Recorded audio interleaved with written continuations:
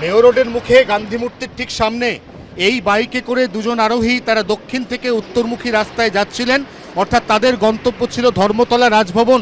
এই অবস্থায় একটি বাস হঠাৎ করেই দাঁড়িয়ে পড়া এই মোটর বাইকের গায়ে সপাটে ধাক্কা মারে, বাইক রাস্তায় ছিটকে পড়ে। বাইকের মধ্যে থাকা একজন ব্যক্তি যিনি বাইক চালাচ্ছিলেন তার পায়ের ওপর দিয়ে বাসের চাকা চলে যায়। অত্যন্ত গুরুতর আহত অবস্থায় তাকে এসএসকেএম হাসপাতালের ট্রমা কেয়ারে নিয়ে যাওয়া হয়েছে। এই মুহূর্তে আমরা যে ছবি দেখতে পাচ্ছি তাতে পুলিশ তাদের রেকার ভ্যান এনে বাইক এখান থেকে রিমুভ করছে। ওই ব্যক্তির জুতো এখনো পর্যন্ত পড়ে রয়েছে বাইকের মধ্যে। ওই ব্যক্তির অবস্থা গুরুতর, তাকে খুব তাড়াতাড়ি হাসপাতালে পৌঁছে দেওয়ার চেষ্টা করেছে পুলিশ। পুলিশের কারমা অ্যাম্বুলেন্সেই ওই ব্যক্তিকে হাসপাতালে পাঠিয়ে দেওয়া হয়।